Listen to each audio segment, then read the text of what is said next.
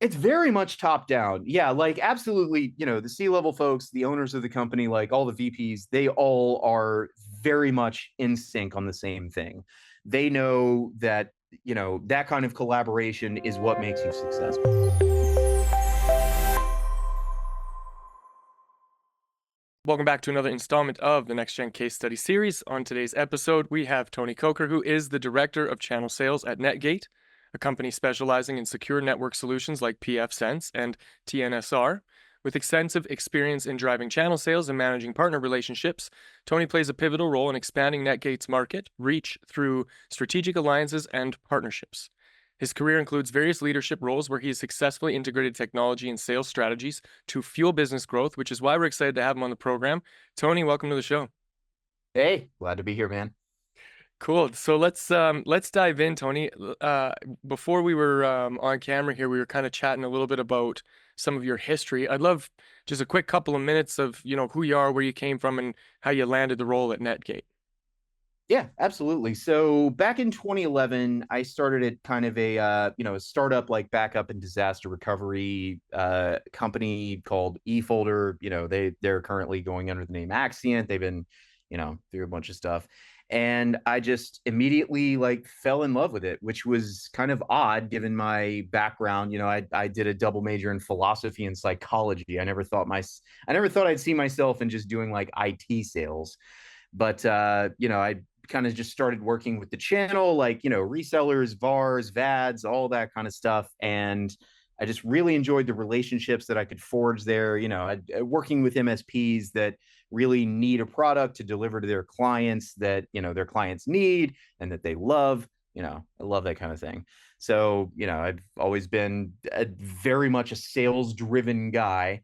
So getting into the channel space is perfect for me because, the MSPs, they make a ton of money. I make a ton of money as the vendor. Everybody's happy, it's good stuff. Yeah.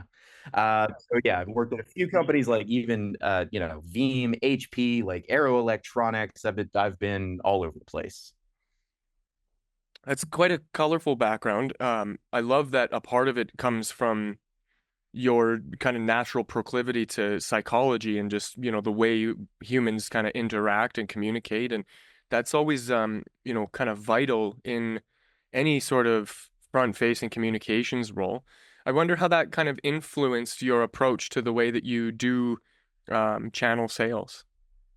Oh, quite a lot. I mean, with a background in psychology, like, you got to learn what makes people tick, right? Mm. You got to learn like exactly what'll make them happy during the middle of a conversation, no matter what the kind of thing is that you're talking about. So, getting to know their needs, their challenges, like everything that, they face on a day-to-day basis and being able to get in there and like solve those problems for them and, help them win deals with their clients. Like, yeah, it's a much easier conversation once you understand kind of the underlying stuff of the human being that, what drives them, what motivates them, right? So, yeah, that kind of, it was a kind of an easy transition into sales from there. Yeah. It's funny how, some of the, I call it transferable skills, the things that we learn from these other experience that we have, how that fuels the work that we do. I wonder maybe if you could kind of share a little bit about what your day to day looks like. What do you get up to kind of fuel that business growth? Yeah, of course. So a lot of it is new partner recruitment, right? So we have MSPs come to us. They have clients that have a problem they need to solve, particularly in the security realm. Yeah. And so, those are where the conversations kick off. So they have somebody who, they've had a breach or whatever, and they really need some kind of firewall solution that will prevent that from happening in the future. So they come to us because Netgate, of course, is it's a huge name. We have a presence all around the world. They come to us because a lot of the other competitors out there that I won't say them by name, but anybody listening to this probably knows who they are. Some of the F words, some of the S words. Yeah, those guys. We do that same kind of like enterprise level security. We bring that to the table, but we do it at a significantly lower cost because we don't, blow money on throwing like F1s and Bugattis like at our marketing events. We don't do any kind of crazy stuff like that. So we're able to, put a lot more margin towards partners that are looking for a solution that addresses all of the issues that they have, but they don't want to just like pay out the nose for it. So that's kind of our value prop. So a lot of it is that those I guess creative partnerships that you find and nurture. What's your approach to that outreach process? Is this something that like you're the name is big enough that people are coming to you now? Or do you go to them, or is it kind of a little bit of both? What's your approach when it comes to that kind of thing? It is a little of both. So I have a pretty extensive network. I've been in the game for a long time, so I have a lot of contacts. And any time that I have a new role, I, reach out to people that I've sold stuff to in the past, and I'm like, hey, now I'm at this new company. We got this thing. I think it would work out great for you. So I do a good bit of that. We also have people literally just, banging down the door to get like into our partner program because, they've seen other people's success stories that they've managed to accomplish a lot by having a Netgate partnership. And, they come to us and they say, I've got these clients, they need this. You've got this. We want to buy it. What does it take to get into the program? So, yeah, that's usually where the conversations start. Yeah, having this balanced approach of having enough of a reputation and a name that people want to come to you, but then also strategically looking for those like partnerships that have alignment. Um, I imagine that along the way there is some sort of systemization of that process. Do you use any sorts of tools to help kind of keep track of the work that you or the sales team are doing, or is this more of a, just a kind of a handshake and pen and pad kind of thing? Gotcha. I mean, we're very heavy into we're a HubSpot shop Okay. completely. So like, yeah, because like, half the company is basically engineers, right? We all keep all the tickets kind of solidified in there just so we know exactly what's going on at any given time. So yeah, HubSpot's pretty great because it's like the sales org and the like tech org can kind of like collaborate on all that stuff pretty well. So it works really great for that compared to like, Salesforce, which is like much more like sales org oriented. The engineers don't really mess with that too much, which is kind of interesting for a company like Netgate because we are very strongly like on the engineering side of things. We're always like, coming up with cool new stuff. We've got like a ton of new products on the roadmap that are kind of out there that yeah, they're working on. So HubSpot's great for that because it keeps everything in one place. We're able to collaborate with every literal team across the entire company for it. So yeah, that's where we keep all our info. So I imagine that wasn't always the case. Tony, what sorts of bottlenecks or challenges existed before you guys implemented something like that? Or have you been with the company long enough to have had that experience? I am fairly new. I just celebrated my 6 month anniversary here as the director of channel sales. I just started in, early February. The company's been around for a very, very long time. It's still owned by the same, two people, our CEO and CTO, Jamie and Jim Thompson. As you might imagine, they're either a married couple or brother and sister, right? No, they're a married couple. So they're still running like everything from the top down. Jim is very much the super technical guy and in charge of like all the design, and Jamie is much more handling like, the CEO duties. Right, right. Okay. So when it comes to what like being kind of new in the company, I'm sure that you have seen some things that you haven't seen in other places that might be exciting, or it might be, hey, listen, this is an area that we need to kind of fix. What sorts of things have you kind of identified, or what are you kind of coming into now that you can contribute to it to help further their efforts and the business and the growth of the business? Yeah, right on. So I have had to, streamline a good bit of stuff here in the partner program. We have kind of a lot of like languishing sort of partners that, we've had like zero revenue from them for, months at a time. And those are some difficult conversations, right? Because, MSPs and value added resellers, everyone across the board that just is a partner with somebody, they have to keep up a certain standard to stay in the partner program, right? Because otherwise they're just somebody who is essentially just a customer that gets a discount when they buy something once or twice a year, right? So I have had to have some of those tough conversations with partners who really aren't just keeping up their end of the bargain, and I've kind of instituted a bit of a cull process for that.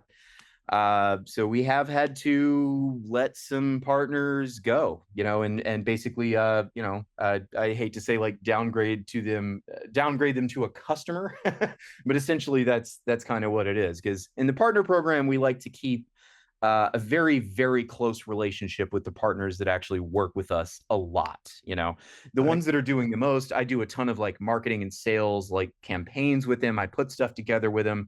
I put together like, webinars, lunch and learns, all that good stuff. If they're really dedicated to the partnership, I am just on top of that. I love those folks that we work with that are, that dedicated to the mission. The ones that are basically just like, hey, I got a customer here and there, like they might want one of our smaller level appliances. Can I get 10% off on that as a reseller? Like, that's not a partnership to us. That's just a customer with a discount. And, a lot of times they don't really kind of justify that discount. So, that's one of the major things that I had to kind of work on when I was onboarded here. Yeah, that's a tough line to draw, but also a necessary one because the companies has, you know, a certain amount of resources. Not that it's limited or unlimited, but here's what we have and here's what we're capable of. And if they're not being leveraged properly, then it can slow things down or, weigh the business down and hinder the growth. So I definitely get that approach to things. So if we kind of zoom out from Netgate and the work that you're doing there, kind of look more at the whole landscape of, marketing in this industry. What are some things that you see people getting right, and what are some things that you see people getting wrong? Um, Man, that is a complex question. There are a million answers to that. So I would say one of the things that, MSPs kind of stumble on a lot is that, maybe a client will approach them with this deal that seems just enormous, like too good to be true, right? And then they expend a lot of resources like time, effort, money they put into that. And at the end of the day, it just completely fizzles out because it was really never a good deal to begin with. There- A lot of MSPs, they see when that RFP or something comes through, they're like, oh my God, all they see is the dollar sign, right? And they don't really like put in the time to consider whether or not it's a real thing that they could actually approach. That is something I've seen a lot of MSPs kind of fail on when they put too much effort into that. They think it's, this crazy, unicorns just farting out rainbows, right? And Yeah. it just, yeah, it's never going to happen. You should have known from the start it wasn't going to happen. The MSPs that have been in the game for a very long time, they're a lot better at identifying that kind of thing. Like, is it real? That's where a lot of the qualifying kind of conversations come in. Some of the things that people actually do absolutely right is, when they focus on specific verticals or something, like if they're in healthcare or manufacturing, or they're going after Fed or local and state kind of deals with schools or whatever, like when they find out exactly the kind of vertical that they can focus on and then they know they can deliver on like a perfect solution that is going to get bought at the end of the day, those are the partners that are by far the most successful. Like find out what you're good at and just do that, and that's where the money comes from. Yeah, to get I hate the cliche of it, but the riches are in the niches, right? Like being Yep. clear on who you can help and what you can help them with is really the only path forward. And trying to be a generalist, the problem with that is, and I know anybody listening to this is going to struggle with this idea, but when you're Yeah. a generalist, the people who need a specialist don't think you can help them in spite of the fact that you can, or you Yeah. might be able to at least, right? And so that's why it's so important to be really clear on who you're helping and what you're helping them with. So when it comes to creating this kind of messaging and figuring out where you fit and trying to communicate that message, experimenting and testing all of that kind of stuff, Is this something that you guys try to focus on internally, or is this something that you look for external partners for, or is it kind of a combination of both? Like, what's your approach to kind of solving that or mapping out that customer experience? It's definitely a combination. So when I am working with one of our partners that absolutely has just a novel's worth of success stories that they can rely on, right? I always tell them like, yes, let's focus on those. Get that out there. And so when we put marketing campaigns together with them like that, we're like, all right, give us an exact situation where you were super successful doing this exact thing, and then just get that out in the world. And that's the easiest sales campaign you could possibly do, because people will be struggling with the same problems that your company has actually solved in the past. So when you can tell them, like, just lay it out, ABC, like, this was their problem, this is how we worked with you to solve that, this is the outcome of that situation, like, boom, that's the easiest thing in the world, easiest way to make a sale, right? That's the advice I would give to anybody that's trying to do something of that nature. Yeah, the collaboration creates a lot of opportunities to see the things that you don't know, right? I'm always fond of this idea of you don't know what you don't know, and the only way you're going to Exactly. find that out is if you talk to the right people, right? Yeah. Yeah. And that's why, like, at Netgate, this is one of the greatest companies I've ever worked at for that exact reason. Like, all of our departments are completely in sync. We're all dedicated. We're all focused on the exact same mission. So, like, anytime I have a question that I don't know the answer for, I ask somebody smarter than me. And then, I get that answer. I get that back to the partner. They get that to their client. And then, everybody's happy at the end of the day. Nobody knows everything. It's impossible. What do you think that comes from? The cohesiveness in the culture of the company. Is that like a top-down thing? Is that like hiring the right people or like what else can you attribute that to? It's very much top down. Yeah, like, absolutely, the C-level folks, the owners of the company, like all the VPs, they all are very much in sync on the same thing. They know that, that kind of collaboration is what makes you successful. Like, everybody being able to have conversations with each other. Like, we're on Slack constantly. There's like, we have a zillion Slack channels for a zillion different things. Like, if I have a marketing question, I'll go to the marketing Slack channel, right? If I have a question about an RMA or something, I'll go to the RMA channel. If I have somebody who placed an order and they're wondering, like, why hasn't it gotten through? Because, we're international. If they're wondering, like, hey, what's up with these, like, tariffs and export excise fees and all this stuff that's coming in, I always know the right people to ask, because literally from day one, everybody has been super supportive. They're all saying, like, okay, you got this question, you go to this person. You got this question, you go to this person. So it's perfect. And there's a lot of deals, especially the much larger ones that everybody kind of has to collaborate on. I am able to kind of, wrangle the cats across the company to get everybody together on that. There's some people where we have just, a 2 hour call. It involves me, it involves sales, it involves marketing, it involves engineering, it involves, like, everybody. And I'm usually able to get everybody on that call and just kind of, like, get everything solved in that one call. And everybody's happy. Yeah, and that's a difficult task too, to, as you said, to kind of be herding the cats, right? Get everybody in the same room. There's so many people that are up to so many things. Having that clear, open communication, having the C-level be in service of the team, like these are all really, really crucial things to support your efforts and reach the success that you guys are all aiming at.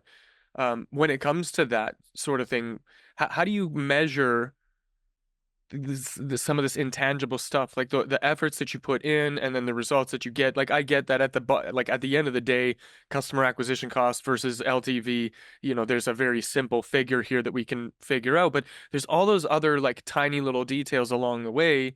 I wonder, what sorts of things do you guys use to determine whether or not you guys are on the right track? I mean, generally, it's just like that literal either client or partner feedback. They are Mm, very responsive as long as we are responsive. So, they always give us super nice kudos. We have this thing called Taco Tuesday, right? Where our VP of service delivery kind of like says, here's all the great feedback we got from everybody across the entire organization, puts it in a nice little list in that channel. And so, like, that kind of feedback, as long as those communication channels are open, people will tell you, they will speak their mind. They'll say, like, hey, I was happy about all of this. Here's the one problem I had. Boom. So we address that problem. Or they'll say, like, hey, this was a disaster. I mean, that pretty much never happens. But, in the MSP world, they are very open to talk about their business because it is literally, it's their baby, right? Like that's their lifeblood. So when you kind of ask questions specifically about, like, hey, so was this call useful? Did we get everything addressed? What else can we do? They will tell you. All you have to do is ask, honestly. And just like keeping that line of communication open, yeah, that's key. So there's a lot of like just human element in the work that you do, Oh the yeah. the We're all people, culture of man. the company. At the end of the day, Right. So I we all wonder, came to this world streaming and naked. Like, yeah, there's no yeah, reason to think otherwise. yeah. So when it comes to things like automation and AI and this kind of technology, what's your perspective on that? Do you welcome it? Are you a little cautious? Are you standing on the sidelines? Where are you at with the whole thing? When it comes to AI, I think in the industry, I'm a bit in the minority about that. I think a lot of these people that are proposing like these crazy AI solutions, they're just looking to like sell a bunch of compute hours to people who have no idea what AI actually is. Mm, And it really, being so focused on the human, I think AI just kind of it makes that a very kind of cold and dead sort of interaction.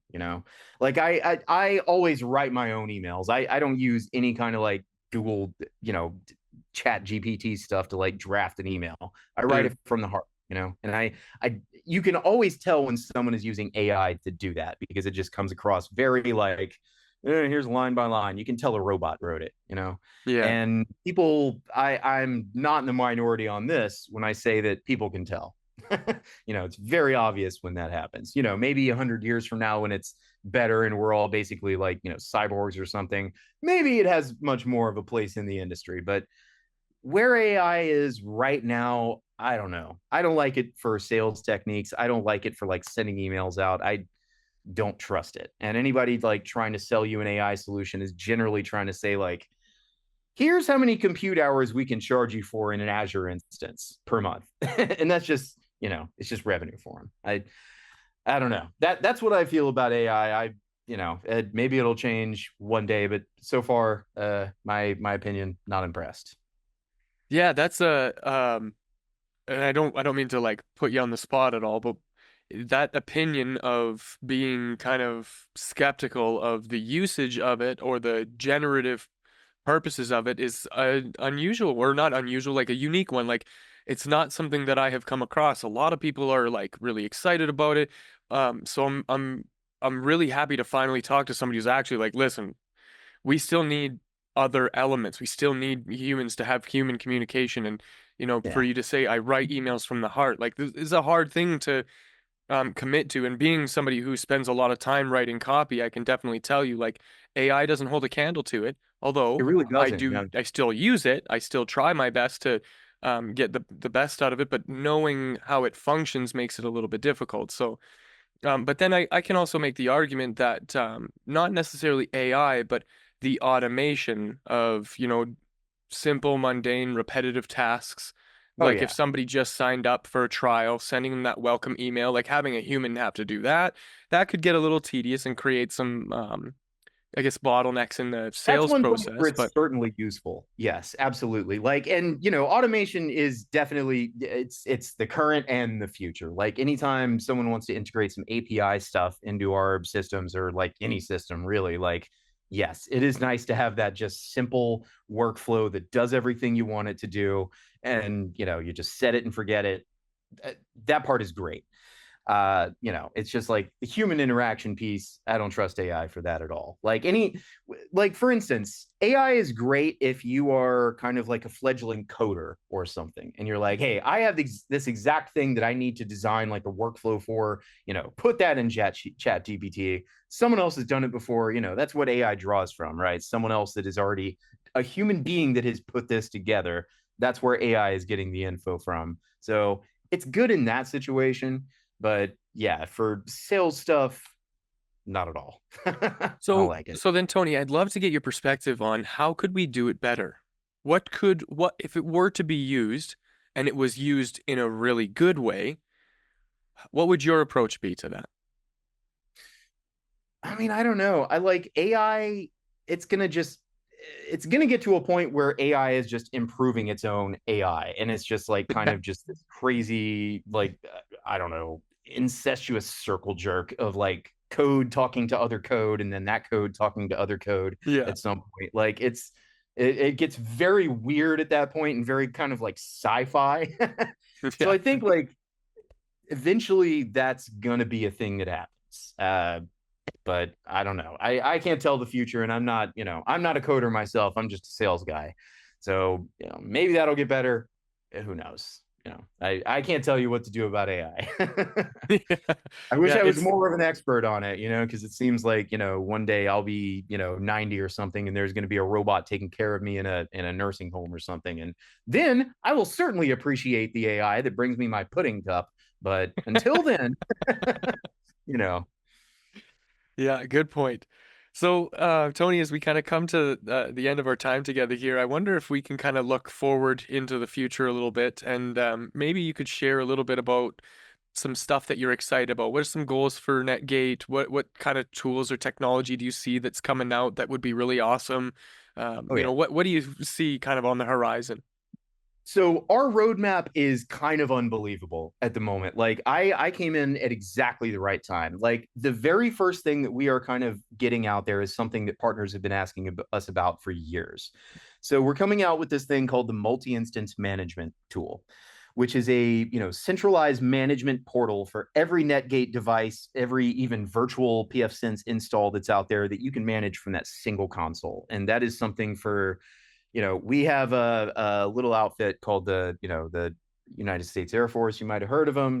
Kind of small, right? But they have been kind of like beta testing this for a while with like hundreds of thousands of endpoints. They're doing backflips over it. It's going crazy. So that is going to be launching like definitely either next month or the month after. We're still kind of like getting all the tweaks together before general availability. That's going to be a huge one. That's going to be a game changer. It's going to put some places like Central kind of like out of business once it really gets out there. Mm, That is eventually going to lead into our big kind of like mesh VPN connector, which is also going to be crazy because that leads particularly into our full on zero trust network access solution. Which the way we're doing that is not like anybody else in the industry because we keep everything at layer 4. We don't like decrypt anything before it goes out. That's why it's zero trust, a true zero trust solution. Like layer 7, everything gets decrypted. That stuff can get hacked. We don't do it. We live completely in the subnet. That's where it is. mm. So those are like the three kind of major things on the roadmap that are coming out within the rest of the year. And then after that, who knows? The I think sky's the limit. yeah, exactly. And our engineers have been just absolutely, oh my God, they're working like 18 hours a day putting this stuff together. They love the stuff that they're doing with it. So, yeah, those are the three major things I would mention. There's more, but, too early stages to tell. Those are the three major things I would put out in the world. That's really exciting to see, even just to see your energy about how how you feel Oh about yeah, it. It's I pretty nerd cool. out about this stuff, man. This Yeah. yeah. Oh my God, I love every single day at this company. It's so cool. One of To the be things I did like, notice about you was how adamant you are on being on podcasts or webinars or public speaking or sure. putting yourself out there. So to be able to see you kind of, as you say, geek out on this stuff is really cool, man. The work that you're doing is necessary, especially as we continue to evolve, and hopefully some of the work that you're doing will protect us from Skynet. Yeah. Hey, you know what? God, I loved her. I could talk about those films forever, but yeah, I think Skynet. I think we can defeat it as a species. If it ever really comes to that, I'm optimistic about our chances. Yeah, I'm with you there. Listen, Tony, in closing, if we could, I wonder. If there was somebody out there who's kind of up to the same stuff as you, facing challenges, trying to navigate this space, what sort of advice would you offer them to kind of help them keep them on the right track? Hey, give me a call, brother. Uh, Literally, like I'm always open for a chat. If somebody needs like a secure networking solution, they want to look at a firewall that's going to like address all of their concerns, like check this out. I use one of these bad boys literally in my house. And this is the same software that the NSA is running. That makes me feel incredibly well protected.